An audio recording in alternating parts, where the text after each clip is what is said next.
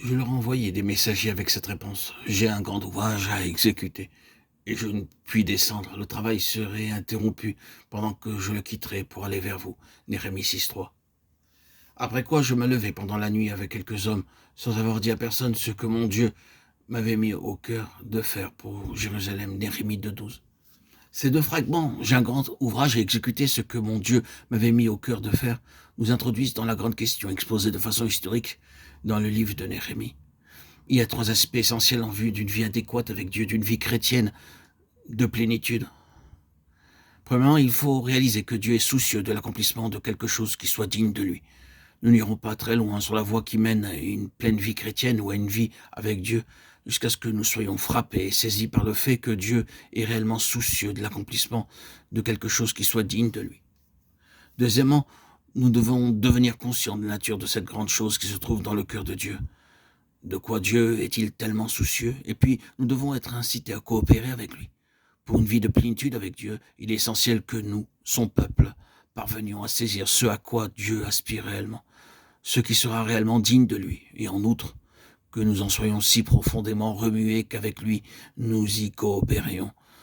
Et puis, en troisième lieu, que nous reconnaissions que cet objectif dans le cœur de Dieu et cette coopération de son peuple avec lui implique un conflit très réel et un prix que son peuple doit affronter et être prêt à accepter.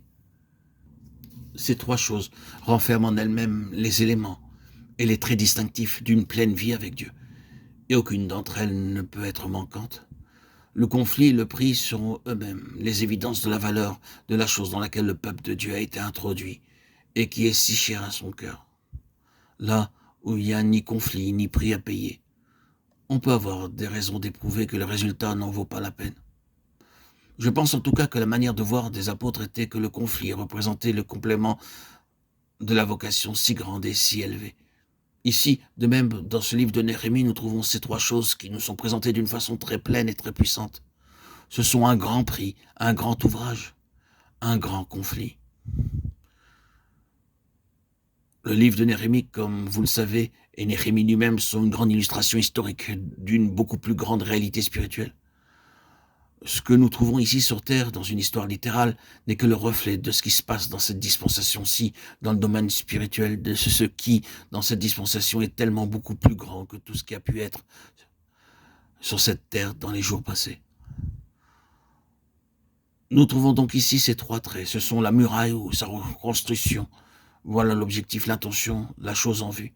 Puis nous trouvons l'œuvre de reconstruction et les ouvriers. Et ensuite, allant main dans la main avec l'intention et l'œuvre, la guerre, la muraille, l'ouvrage, ou en d'autres termes la vocation, la conduite et le conflit. Ces choses renferment en elles-mêmes ce que nous pouvons appeler maintenant dans le temps présent ou en termes actuels le rétablissement et le parachèvement du témoignage du Seigneur. Car c'est là réellement ce qui se trouve devant nous en ce temps-ci. Et ainsi, nous pouvons placer sur toute cette question, ce petit fragment, un grand ouvrage. J'ai un grand ouvrage à exécuter.